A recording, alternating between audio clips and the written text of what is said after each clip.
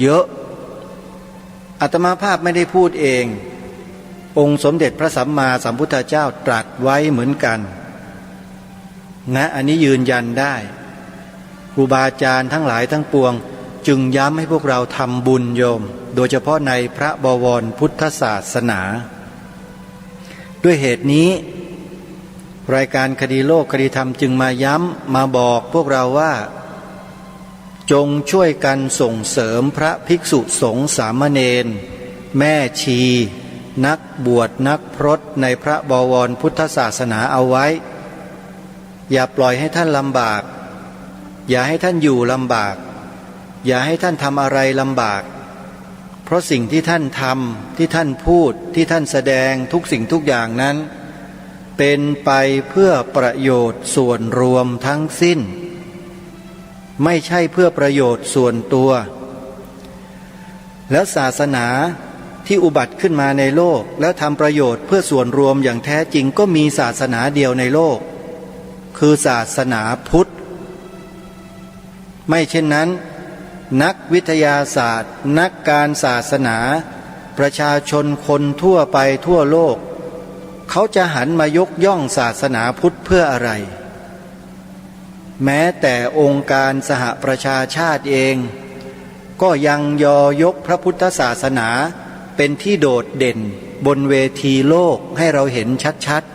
ๆนั่นก็คือการประกาศให้วันวิสาขบูชาเป็นวันสำคัญสากลของโลกศาสนาอื่นมีไหมองค์การสหประชาชาติยกย่องยอยกศาสนาอื่นแบบนี้มีไหมโยมไม่มีเลย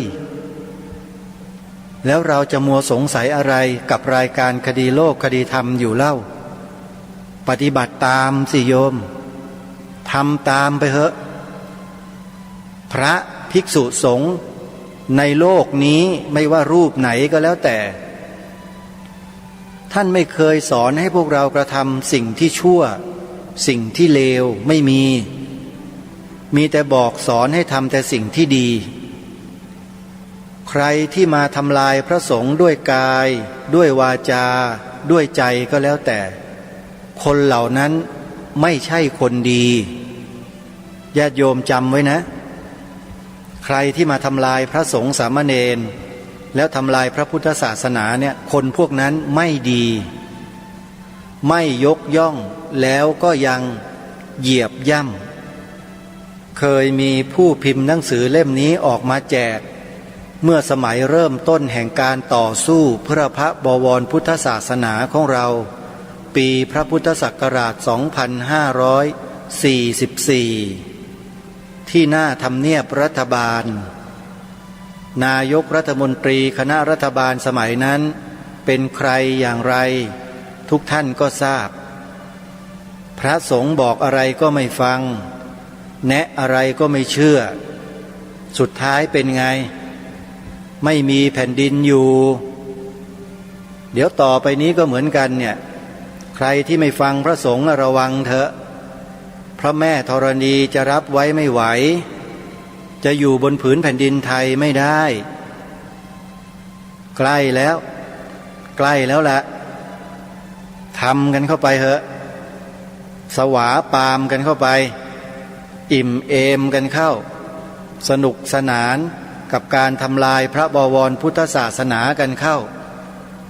เดี๋ยวกรรมก็ติดจรวดเร็วๆนี้แหละเมื่อวานนี้อาตมาภาพแนะนำให้พวกเราได้ดูสถานีโทรทัศน์ดีทีวีตอน4 โมงเย็นเชื่อว่าท่านที่ติดตามรับชมจนตลอดรายการจนจบทราบเป็นอย่างดีแล้วว่าที่ประเทศไทยของเราเข้าสู่สภาวะอันไม่ปกติเพราะเหตุอะไร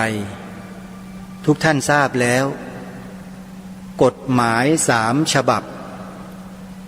เป็นกฎหมายศาสนาทั้งนั้นเลยแทนที่จะเป็นกฎหมายที่มายกย่องให้การส่งเสริมดูแลพระพุทธศาสนากลับไม่ใช่ฮะเป็นของศาสนาอื่นเฉยเลย ตรงนี้แหละหม่อมช้างจึงเรียกคนที่ออกกฎหมายฉบับนี้ที่เป็นชาวพุทธนะที่มีส่วนทำให้กฎหมายฉบับนี้ออกมาบังคับใช้เนี่ยว่าเป็นพวกชาวพุทธคลอนแคลนไม่มีศรัทธามั่นในพระรัตนตรัยพร้อมที่จะทำลายศาสนาของบรรพบุรุษตัวเองได้ตลอดพุทธคลอนแคลนจำคำนี้ไว้ให้ดีพวกเราไม่ใช่พวกเราไม่คลอนแคลนเด็ดขาดเราจะยึดมั่นอยู่ในหลักของอริยมรรคมีองค์8เพื่อจะดำเนินไปสู่ทางแห่งความพ้นทุกข์ด้วยกันทั้งหมดทั้งสิ้นแล้วอย่าเดินออกนอกทางนี้เป็นอันขาดคุณสมบัติของอุบาสก5ประการญาติโยมลองไปเปิดดูในอินเทอร์เน็ตเข้าไปใน Google แล้วพิมพ์คำนี้นะโยมนะคุณสมบัติอุบาสก5ประการพวกพุทธคลอนแคลนไม่มีคุณสมบัติเหล่านี้เลยจึงกลับกลายมาเป็นด้ามให้ศัตรูไปใช้ทำมีดแล้วจับด้ามนั้นมาฟันพวกเดียวกันเองชัดเจนใครที่ดูรายการตระเวนคนตระเวนธรรมเมื่อวานนี้ตอน4 โมงเย็นก็จะทราบอย่างชัดเจนพุทธคลอนแคลนญาติโยมนี่แหละคือปัญหาของบ้านเมืองมันเกิดจากพวกเนี้ยพวกไหนหม่อมช้างก็ว่าไปแล้วอาตมาภาพไม่จำเป็นที่จะต้องมาย้ำไม่ต้องบอกให้อะไรให้ชัดเจนมากเป็นที่รู้กันเมื่อได้ยินคำว่าพุทธคลอนแคลนให้พวกเราทราบไว้เลยว่าคนพวกนี้แหละเป็นเหตุปัจจัยที่ทำให้ศาสนาพุทธในเมืองไทยล่มสลายบอกไว้เลยแต่พวกเรานี่ไม่ใช่แน่นอนพระสงฆ์สามเณรแม่ชีอุบาสกอุบาสิกาชาวพุทธที่ยึดมั่นอยู่ในพระรัตนตรัยมั่นคงอยู่ในพระรัตนตรัยนี้ไม่ใช่แน่นอนแต่ผู้ที่คนอื่นเขาส่งเข้ามาปลอมแปลงเพื่อทำลายพระพุทธศาสนาเหล่านั้นนั่นแหละคือบุคคลผู้ทำลายขอย้ำว่าอย่าทำลายพระสงฆ์อย่าเบียดเบียนพระสงฆ์อย่าทำลายวัดวาอาราม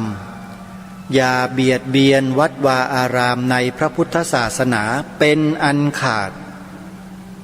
ไม่ว่าใครจะใหญ่มาจากไหนจะลงมาจากที่ไหนก็แล้วแต่เถอะถ้าทำแบบนี้ละฉิบหายหมดทุกคนไม่มีดีสักคนหรอกโยมเชื่อเถอะนะแรงใดเสมอด้วยแรงกรรมไม่มีนัตถิกรรมังสมังพลังแรงอื่นเสมอด้วยแรงกรรมไม่มีพระพุทธเจ้าตรัสยืนยันไว้โยมเรากระทำกรรมที่ดีไว้ทำดีแล้วต้องมั่นอกมั่นใจในความดีนั้นรายการคดีโลกคดีธรรม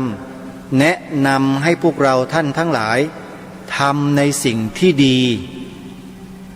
การกล่าวคำว่าพระพุทธศาสนาเป็นศาสนาประจำชาติไทยของเราเนี่ยเป็นความดีเป็นสิ่งที่เป็นมหามงคลสูงสุด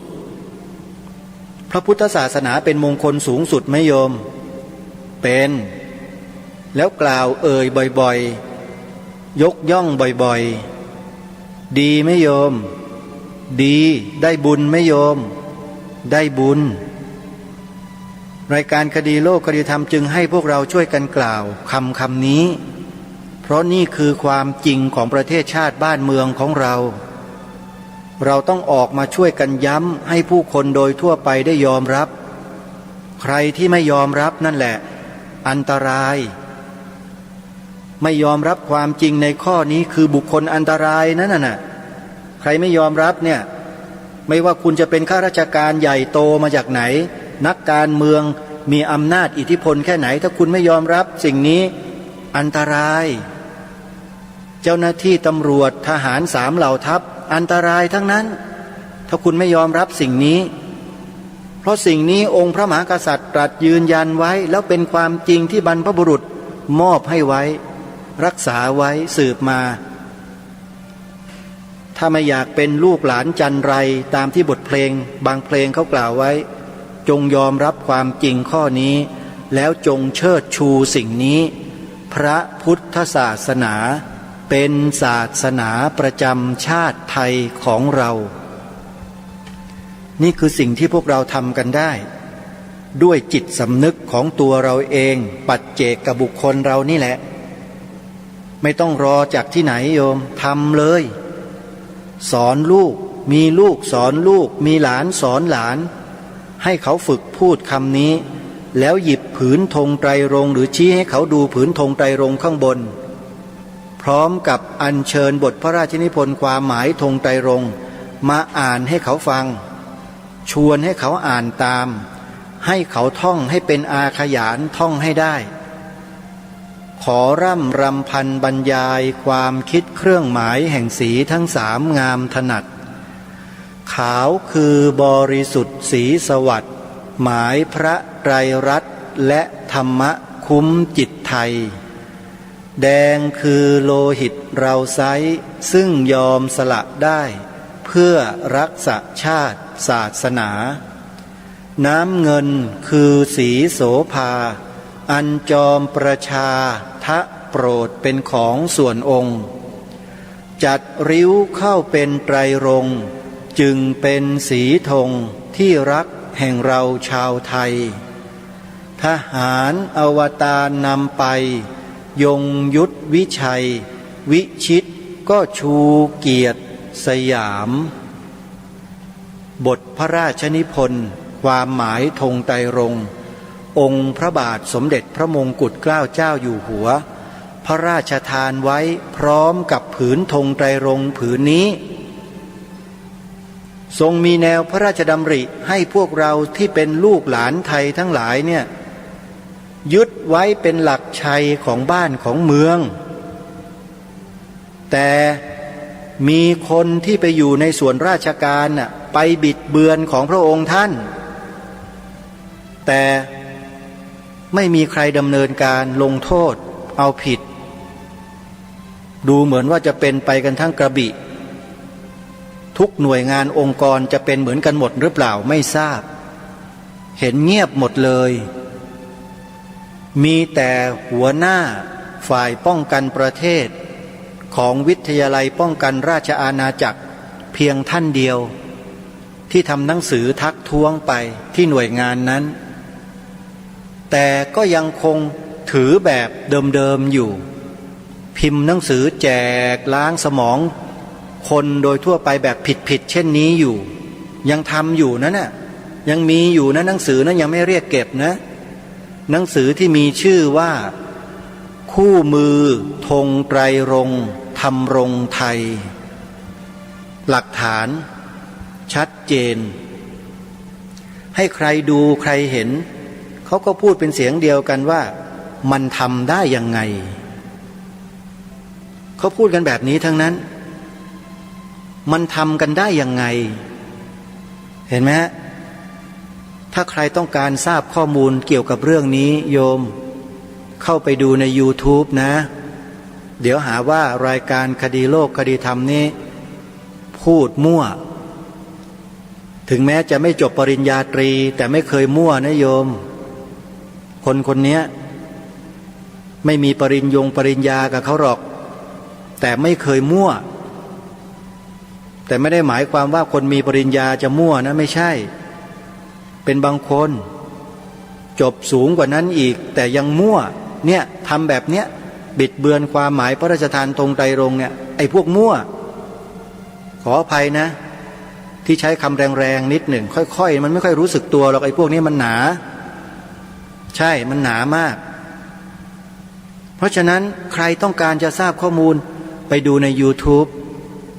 พิมพ์คำว่าบิดเบือนธงชาติ เข้าไปดูได้เลยพระที่พูดอยู่นะคือตัวอาตมาภาพเองนั่นแหละหน้าตาแบบนั้นน่ะไปดูเอาอาตมานี่ไม่ใช่เป็นคนที่ตีหัวใครเสร็จแล้วหนีเข้าบ้านนะโยมไม่ได้ตีด้วยชี้หน้าแล้วก็ว่าเอาตรงๆด้วยว่าแกนี่มันเลวนะทำได้ถึงขนาดนี้อะไรอย่างเงี้ยแล้วก็ขมึงตาใส่ด้วยทำชั่วแล้วยังบังอาจอะไรอย่างเงี้ยไม่ได้โยมบ้านเมืองเราเนี่ยนะถ้าคนไทยเราลูกหลานไทยเราเป็นคนขี้ขลาดตาขาวกันอยู่แบบนี้หมดศัตรูเอาไปกินเรียบทุกวันเนี่ยเขายึดบ้านยึดเมืองกันเขาไม่ได้ใช้อาวุธไม่ได้ใช้กองกำลังกันแล้วโยมเขาใช้หัวฮะใช้หัวคิดแล้วก็ใช้อะไรอ่ะใช้มูลค่าอย่างที่อาจารย์เดชาพูดถึงอ่ะมูลค่าจริงๆวันนี้จะเปิดอาจารย์เดชาให้ฟังเพราะวันนี้เป็นวันสำคัญสิ่งแวดล้อมโลกเป็นวันข้าวและชาวนาแห่งชาติวันนี้5 มิถุนายนของทุกปีโยมจำไว้นะวันสิ่งแวดล้อมโลกวันข้าวและชาวนาแห่งชาติเดี๋ยวจะนำเอาเรื่องข้าวที่อาจารย์เดชาสิริพัฒน์พูดถึงเอาไว้ตลอดชีวิตของท่านเนี่ยมาทำเรื่องข้าวแล้วเป็นความประสบความสำเร็จอย่างมากมายมหาศาลเป็นประโยชน์ต่อแผ่นดินไทยอย่างมากมายอาตมาภาพเองเมื่อได้ฟังได้ดูแล้วบอกได้เลยว่าน่าเสียดายประเทศไทยเหลือเกินที่ตกอยู่ในอำนาจของความโลภเกินเหตุจนทำลายข้าวของประเทศตัวเองของบรรพบุรุษตัวเองไปซะเกือบหมดอาตมาภาพไม่ได้พูดเองนะอาจารย์เดชาเป็นผู้เชี่ยวชาญข้าวในเมืองไทยเขาพูดเป็นชาวจังหวัดสุพรรณบุรีด้วยคนแบบเนี้ยที่อาตมาจะต้องไปเจอไปพบไปคุยกันแล้วจะต้องทำงานด้วยกันเรายอมกันเกินไปโยมพวกเราเนี่ยโดยเฉพาะชาวนาเราเนี่ยยอมสยบกับมูลค่าคือเห็นข้าวเป็นมูลค่าเห็นข้าวเป็นสินค้าหมดเลยฮะวัฒนธรรมประเพณีของบรรพบุรุษที่เคยสืบสารรักษามาเป็นพันปีหลายพันปีเกลี้ยงเพราะมาเห็นแก่เงินกันนี่เองวันนี้เป็นวันชาวนาวันข้าวนะฮะวันชาวนาแห่งชาติอาตมาภาพก็จะนำสิ่งนี้มาเปิดให้ฟังต่อเนื่องกันจนจบวันนี้ไม่จบวันพรุ่งนี้ฟังต่อเดี๋ยวจะเปิดให้นะช่วงเวลาที่เหลืออยู่ตรงนี้นะโยมนะเพราะฉะนั้นขอย้ำพวกเราว่าอย่ายอมอะไรกันง่ายๆเขาทำผิดต่อชาติบ้านเมืองเราชัดๆขนาดนี้แล้วยังเงียบๆกันอยู่พวกเรานี่ถือว่าไม่ไหวแล้วนะอาตมาภาพก็พยายามที่จะมาปลุกจิตสำนึกของพวกเราขึ้นมาซึ่งก็รู้อยู่แหละว่ามันยากการทำงานแบบนี้ไม่ค่อยมีใครเขาเอาด้วยหรอก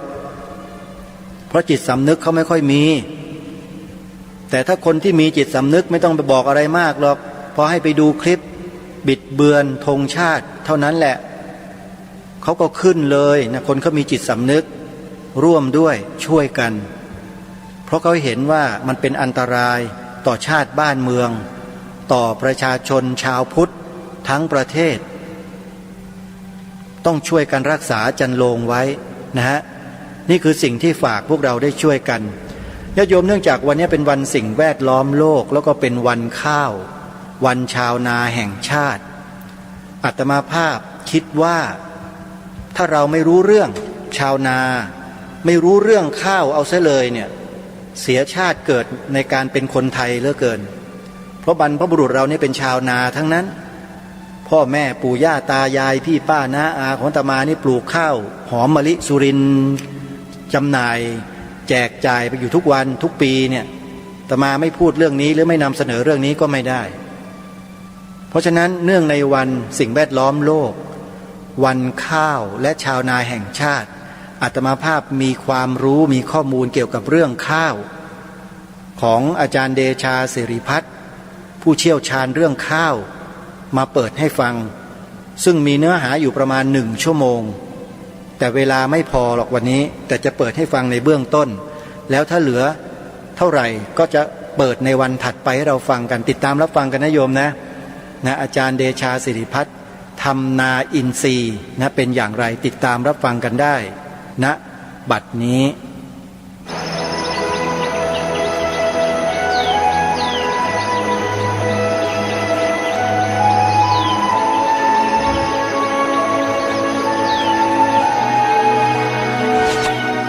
เกิดมาทำไมหากไม่ได้บวชเรียนและพบอาจารย์ผู้ประเสริฐอย่างท่านพุทธทาสภิกขุเดชาสิริพัฒน์ลูกหลานเศรษฐีใหญ่แห่งเมืองสุพรรณก็อาจไม่ได้ตั้งคำถามนี้กับตนเองและอาจไม่ได้ตระหนักรู้ว่าอะไรคือแสงเงินแสงทองที่เป็นความสุขแท้ของชีวิตและหากเป็นเช่นนั้นเขาก็คงไม่สละมรดกเศรษฐีทิ้งทรัพย์สินที่ดินหลายพันไร่หันหลังให้กับความมั่งคั่งร่ำรวยออกแสวงหาเส้นทางใหม่ที่จะนำชีวิตไปสู่จุดหมายในการทำประโยชน์เพื่อเพื่อนมนุษย์เส้นทางที่จะสร้างความไพบูลย์แห่งจิตวิญญาณและการทำการงานให้เป็นหนึ่งเดียวกับการปฏิบัติธรรมเกือบ30 ปีมาแล้วที่เดชาสิริพัฒน์แสดงความกล้าหาญที่จะเปลี่ยนชีวิตทิ้งธุรกิจครอบครัวมากินเงินเดือนน้อยนิดในองค์กรพัฒนาเอกชนการได้ลงไปทำงานกับชาวบ้านในชนบทอย่างคลุกคลีจริงจังและต่อเนื่องทำให้เดชามองเห็นปัญหาอันเป็นที่มาแห่งทุกข์ของเกษตรกรโดยเฉพาะชาวนาที่การเปลี่ยนระบบการผลิตได้นำไปสู่จิตวิญญาณที่เปลี่ยนแปลงแล้วตอนนี้มันทำลายพื้นฐานความเชื่อของคนไทยความเชื่อของชาวนาความสูงส่งของข้าวแล้วมาทำไอ้พวกนี้ถูกทำลายไปตั้งแต่เราเห็นข้าวเป็น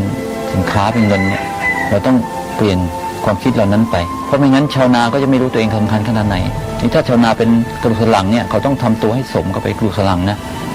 เป็นแก่นของชาติเมื่อมองความอ่อนแอนี้ด้วยปัญญาเขาพบว่าต้นต่อที่เป็นจุดเริ่มต้นของปัญหาคือที่มาของเมล็ดพันธุ์ที่มิได้เป็นเพียงคลังอาหารของอนาคตเท่านั้นแต่เมล็ดพันธุ์หมายถึงแก่นเชื้อซึ่งเป็นจุดเริ่มต้นของห่วงโซ่อาหารเป็นวัฒนธรรมประวัติศาสตร์และเป็นสัญลักษณ์สูงสุดของความมั่นคง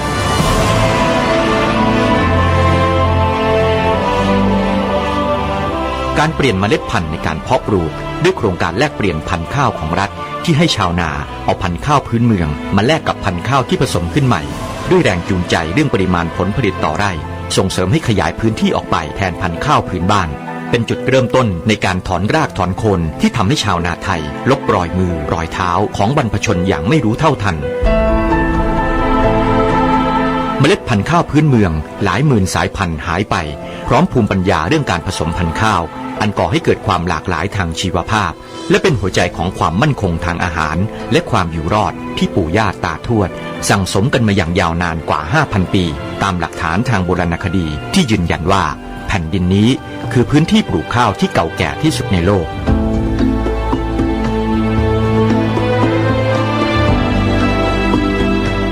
ปี 2532 เดชาจึงกลับคืนสู่แผ่นดินสุพรรณก่อตั้งศูนย์เทคโนโลยีเพื่อสังคมที่กลายรูปมาเป็นมูลนิธิข้าวขวัญและโรงเรียนชาวนาเพื่อทำงานเรื่องข้าวบนฐานความเชื่อว่าการจะปลดปล่อยชาวนาสู่อิสรภาพต้องกลับไปแก้ที่เหตุตั้งต้น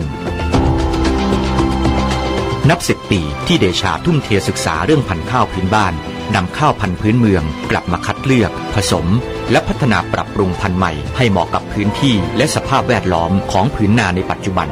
ภาคเพียรจนค้นพบเทคนิคมากมายในการทำนาด้วยวิธีธรรมชาติที่จะทำให้ชาวนาพึ่งตนเองได้ตั้งแต่เรื่องการควบคุมโรคและแมลงด้วยหลักการใช้แมลงดีควบคุมแมลงไม่ดีการปรับปรุงดินแทนการใช้ปุ๋ยเคมีสำคัญที่สุดคือการคัดเลือกและปรับปรุงพันธุ์ข้าวให้เหมาะสมกับที่นาของตนเองหากทำ3 อย่างนี้ครบชาวนาก็จะเปลี่ยนวิธีการผลิตมาเป็นผู้ที่พึ่งตนเองได้หลุดพ้นจากการเป็นเหยื่อที่กำลังสุกตายคาหม้อต้มของระบบ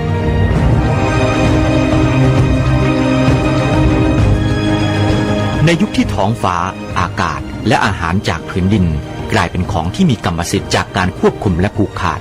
ในยุคที่ผู้ล่าเพื่อแสวงหาและครอบครองเป็นคนเดียวกับผู้ที่เอ่ยคำขวัญสนับสนุนชีวิตงานและเป้าหมายที่แท้ของครูชาวนาผู้นี้จึงหาใช่การสอนศิษย์ชาวนาให้เป็นนักเทคนิคผู้เชี่ยวชาญแต่เขากำลังปฏิวัติกลับสังคมชาวนาด้วยการติดอาวุธทางปัญญา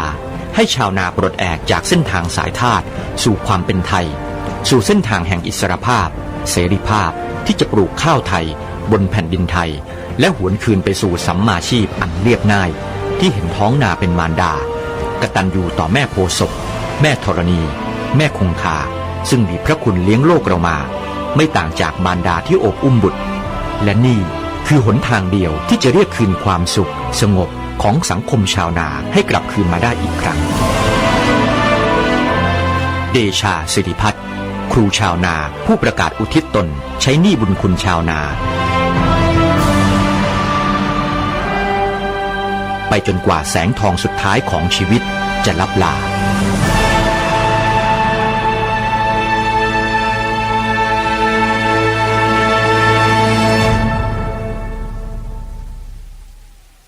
ผมหันไปมองท่านว่าท่านถามใครนะพอหันไปหาท่านนะท่านบอกอาจารย์นั่นแหละ คือถ้าเรียกผมอาจารย์ผมขนละลุกเลยเพราะว่าท่านไม่ถือพระองค์ขนาดนั้นนะผมจำคำถามได้เลยท่านถามว่าจริงไหมที่เขาบอกว่าสโนว์แอฟริกาเนี่ยมันเป็นพืชที่ดีมากถ้าทำปุ๋ยพืชสดเนี่ยไม่ทำให้เราเนี่ยทำนาได้ดีไม่ต้องใช้ปุ๋ยเคมีท่านถามอย่างนี้เลยนะท่านรู้ลึกมากคำถามนี้น้อยคนที่จะรู้นะผมก็ตอบว่าจริงครับเพราะขอท่านใช้คำธรรมดาแล้วจริงครับการปลูกสโนว์แอฟริกาแล้วไถกลบเนี่ยสามารถจะปลูกข้าวได้ถึง2 ฤดูโดยไม่ต้องใช้ปุ๋ยนะความจริงเป็นแบบนั้นนะแต่ว่าไม่เคยทำหรอกครับท่านบอกอ้าวถ้ามันดีไม่เคยทำล่ะผมก็บอกว่าเพราะว่ามันใช้เวลาประมาณ4 เดือนนะเวลาปลูกเนี่ยเราลงทุนเหมือนกับข้าวทุกอย่างคือเอาเม็ดมาหว่านมาไถมาดูแลอย่างดีนะจนออกดอกแล้วก็ไถกลบเนี่ยหมักไปอีกเดือนเนี่ยถึงจะใช้ที่ดินได้เสียเวลาไป4 เดือนเนี่ยไม่ได้เงินสักบาทนึงชาวนาเขามีเงินขนาดนั้นหรอกที่จะต้องมาทำแล้วก็มารอเนี่ยเขาทำไม่ได้หรอกเพราะฉะนั้นเมืองไทยก็ไม่มีใครใช้ไอ้สโนว์แอฟริกาตอนนั้นผมยังไม่ได้ไปสอนที่ไต้หวันนะเราก็ไม่ได้สอนที่เมืองจีนเนี่ยผมไปพบว่าที่เมืองจีนกับไต้หวันเนี่ยเขาส่งเสริมให้ชาวบ้านใช้ปุ๋ยหมักไอ้ปุ๋ยพืชสดนะโดยเขาจ้างให้ทำหมายความว่าอย่างไต้หวันเนี่ยถ้าใครปลูกปุ๋ยพืชสดเนี่ยเขาให้เลยไร่ละ 7,000 นะครับอย่างนี้ชาวนาก็ทำใช่ไหมครับแล้วไต้หวันก็ฉลาดมากเพราะว่าเขาทำนาแล้วปีละ2 หนนะน้ำเขามีแต่เขาไม่ให้ทำ2 หนหรอกเพราะว่าฤดูที่จะทำต่อไปเนี่ยฤดูนี้นะฤดูฝนเนี่ยมันเสี่ยงต่อการถูกไต้ฝุ่นมหาศาลเลยเพราะไต้ฝุ่นเยอะมากใครทำหน้านี้โอกาสจะเสี่ยงมันเยอะเพราะฉะนั้นรัฐบาลไต้หวันก็ตัดสินใจว่าควรจะแนะนำให้ชาวนาทำผลเดียวนะช่วงมีนาเมษาแล้วก็ตอนนี้ให้หยุดทำแต่ว่าให้ปลูกพืชสดแทนแล้วก็เอาเงินให้ชาวนาก็จะได้ไม่เสี่ยงแล้วก็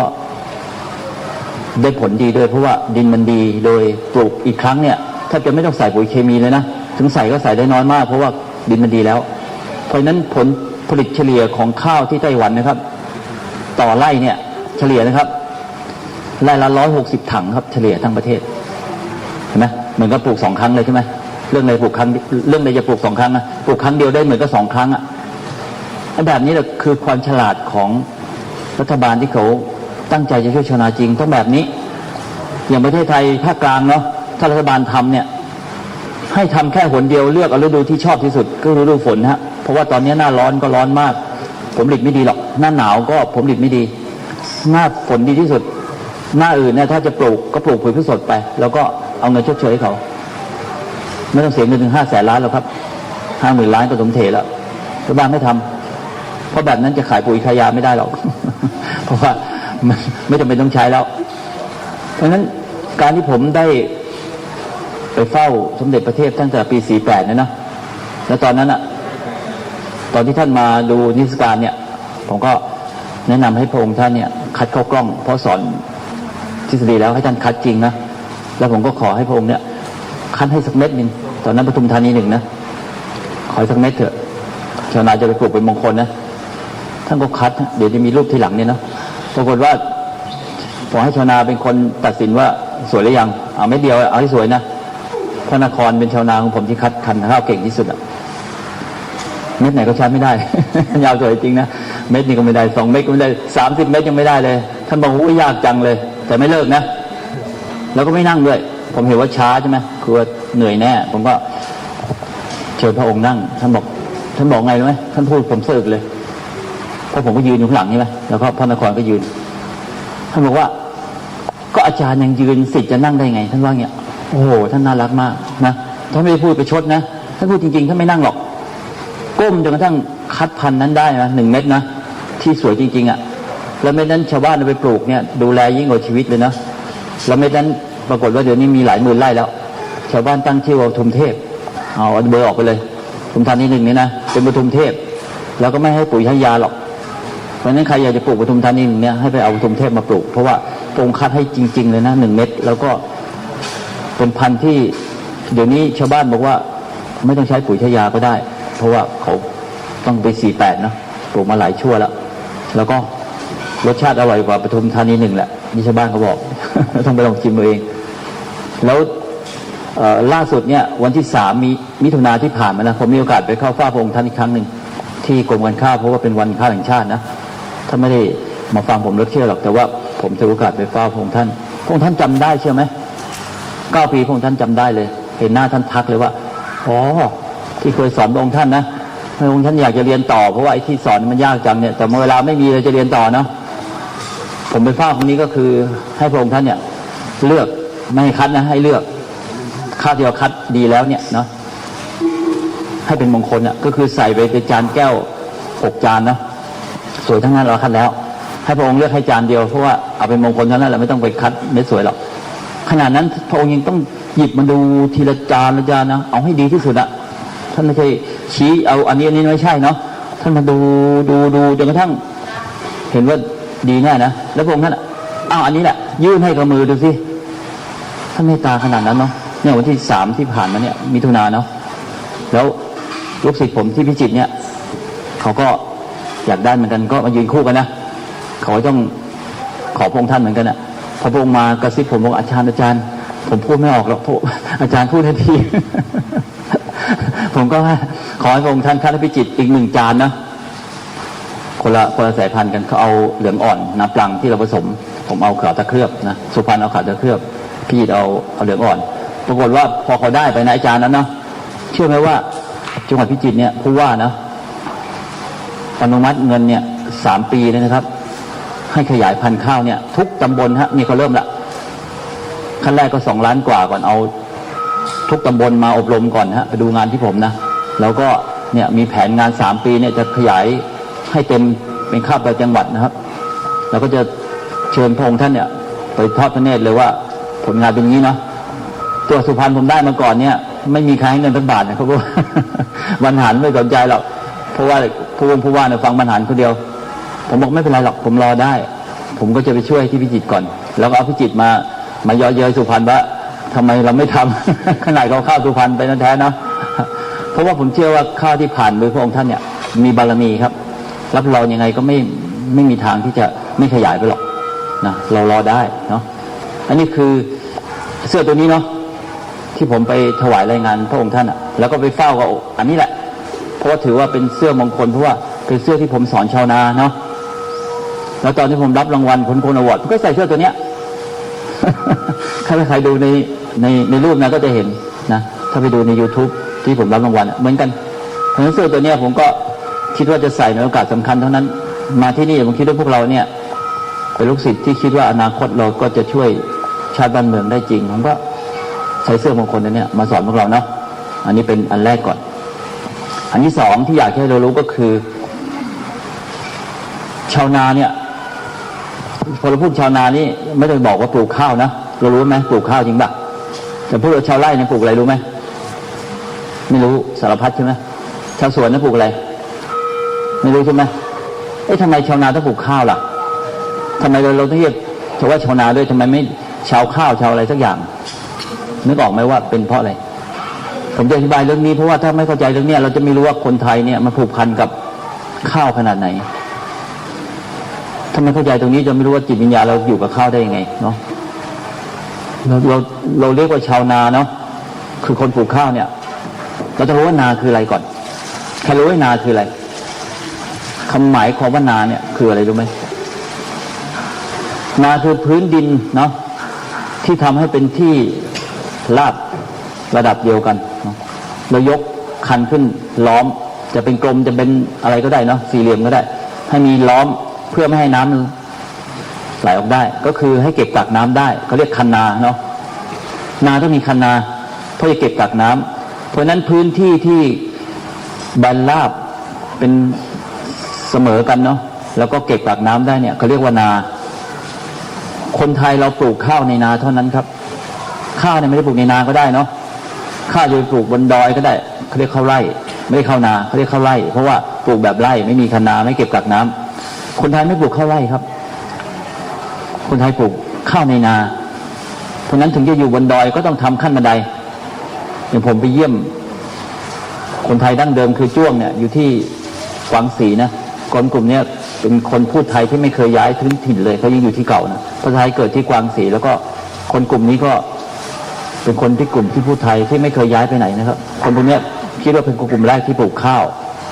เขาอยู่ภูเขาเขาปลูกบนทั้งเขาเลยครับเป็นขั้นบันไดทั้งภูเขาเลยสวยมากบังเอิญเดือนพฤษภาที่ผ่านมามันไม่มียังไม่ใช่ฤดูผมไม่ได้ไปดูแต่ว่าเห็นภาพแล้วล่ะผมจะไปดูให้ได้เพราะกี่ภูเขาเนี่ยขั้นบันไดหมดเลยคนกลุ่มนี้เป็นคนทำนาก่อนเพื่อนคนไทยนี่แหละคนพูดไทยนี่แหละทำนาแบบเอาน้ำขังนะไม่ใช่ทำข้าวไร่เพราะนั้นว่าทำไทยเราเนี่ยปลูกข้าวมาแต่เดิมคนที่พูดไทยเนาะแล้วก็ปลูกในนามาแต่เดิมอยู่ไหนก็ปลูกในนาครับไม่ปลูกเป็นข้าวไร่เด็ดขาดเพราะฉะนั้นข้าวกับนาเนี่ยกับคนไทยเนี่ยมาด้วยกันเป็นคนพัฒนามาเองแล้วเมื่อมีนาแล้วมันต้องมีน้ำกักน้ำใช่ไหมครับเมื่อมีน้ำก็จะมีปลาเพราะฉะนั้นคนไทยเนี่ยนอกจากกินข้าวต้องกินปลาด้วยคนไทยนี่เก่งเรื่องทำอาหารจากปลาไงอีสานมีปลาใช่ไหมปลาแดกใช่ไหมขาดปลาแดกได้ไหมล่ะขาดไม่ได้เพราะว่ามันเป็นวัฒนธรรมที่สืบเนื่องมายาวนานพอกับข้าวนั่นแหละเพราะฉะนั้นเรากินปลาแดกกับขนมปังไหวไหมอร่อยปะมันไปกันไม่ได้หรอกมันคนละวัฒนธรรมกันคนไทยเนี่ยผูกพันกับปลาพอๆกับข้าวนั่นแหละเพราะเราอยู่กับน้ำไงเราห่างน้ำไม่ได้ถึงอยู่บนเขาก็ต้องกัดน้ำให้ได้เพราะฉะนั้นคนไทยเนี่ยจะเก่งเรื่องปลามากนอกจากปรุงอาหารด้วยปลาเก่งเนาะเราจับปลาเก่งฝรั่งงงเลยประเทศไทยมีเครื่องมือจับปลานะครับต้องทำเป็นประธานุกรมเลยครับเล่มเท่านี้กรมประมงทำประธานุกรมเก็บจับปลาของไทยนะปลาน้ำจืดปลาทะเลเนี่ยเล่มเท่านี้เลยเป็นพันชนิดอะจับปลาเก่งมากใช้เครื่องมือสารพัดโอ้โหไม่มีใครเก่งเหมือนคนไทยเลยนะจับปลาสารพัดเลยเพราะว่าเราวัฒนธรรมเราเนี่ยอยู่กับน้ำเนี่ยส่วนหนึ่งเอามาปลูกข้าวส่วนหนึ่งจับปลาเพราะฉะนั้นคนไทยเนี่ยต้องเข้าใจว่าเราเนี่ยพัฒนาการปลูกข้าวมาก่อนใครเพื่อนเนาะเราก็ปลูกในน้ำด้วยเพราะว่าปลูกในน้ำนั่นหนึ่งก็คือไม่ขาดน้ำเนี่ยผลผลิตมันสูงสองคือน้ำมันคุมหญ้าไว้ไม่ต้องเสียเวลาไปถอนหญ้าเนาะไม่ต้องไปทำหญ้าแบบเข้าไร่หรอกคนไทยเราพัฒนาเรื่องนี้มาสูงมากเพราะฉะนั้นต้องรู้ว่านี่คือวัฒนธรรมไทยคือปลูกข้าวในนาแล้วกินปลาเนาะทีนี้การปลูกข้าวมายาวๆเนี่ยมันทำให้ข้าวเนี่ยกลายเป็นชีวิตของคนไทยในเมืองไทยนี่ยังไม่ค่อยรู้หรอกต้องไปคนไทยที่เดิมกับเราก็คือคนไทยที่ไม่ค่อยเปลี่ยนแปลงเท่าไหร่ไปเวียดนามเหนือเนาะเวียดนามตอนเหนือเนี่ยไปเยี่ยมคนไทยกลุ่มใหญ่กลุ่มหนึ่งก็คือกลุ่มไทยดำนะอยู่ในเมืองไทยเขาเรียกว่าเหล่าโซ่งเพชรบุรีเยอะเราไปกวาดต้อนมาสมัยรัชกาลที่3พวกไทยดำเนี่ยเขามีความเชื่อซึ่งเก่าแก่กว่าคนไทยเราเนาะคือเขาไม่มีศาสนาอะไรที่มาทำให้เขาเปลี่ยนแปลงก็คือเขาไม่นับถือศาสนาไหนเลยเนาะนับถืออยู่2อย่างคือผีบรรพบุรุษก็คือผีที่พ่อแม่ตายไปแล้วนี่นะพวกนี้เขานับถืออันที่2คือพญาแถนอีสานรู้จักใช่ไหมพญาแถนใช่ไหมนับถืออยู่แค่นี้แหละแล้วเขาก็เชื่อว่าคนเนี่ยเนาะมันมีอยู่3อย่างเป็นคนได้1ร่างกายนะออกมามีร่างกายเป็นคนแล้วที่2คือมีวิญญาณอยู่สองส่วนนะครับวิญญาณเรามี2ส่วนหนึ่งเขาเรียกว่ามิ่ง วิญญาณนี้ไม่ใช่ขวัญนะครับคนละตัวกัน อีกวิญญาณเรียกขวัญเนาะคนละตัวมิ่งกับขวัญนี่คนละตัวนะครับคนไทยแยกไม่ออกแล้ว แต่ว่าคนไทยดำเขาแยกได้มิ่งคือวิญญาณที่ไม่มีฤทธิ์หมายถึงว่าเกิดมากับร่างกายก็อยู่ในร่างกายไปไหนไม่ได้หรอกไม่มีปัญหาหรอกอยู่ร่างกายนี่แหละแต่ว่าขวัญเนี่ยมีฤทธิ์ก็คือจะไปไหนก็ได้จะกลับก็ได้ไม่กลับก็ได้ไอ้ขวัญคือตัวปัญหาเนาะแต่นี้ถ้าบางคราวขวัญหนีขวัญหาย ท่านกำลังติดตามรับฟังสถานีวิทยุกระจายเสียงพระพุทธศาสนาแห่งชาติและสังคมคลื่นเพื่อการศึกษาพระพุทธศาสนาและวัฒนธรรมระบบ FM 104.5 เมกะเฮิรตซ์ รายการต่อไปเป็นรายการธุรธรรมนำผลดำเนินรายการโดยหยกธรรม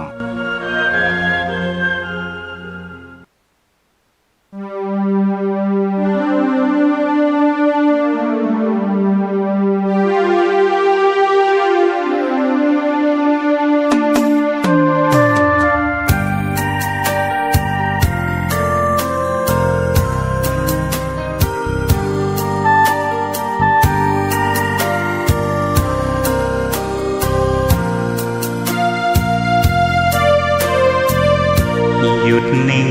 เย็นในไม่มีโต้ตอบสอบผ่านสบายฝึกจิตภายในได้มรรคองธรรม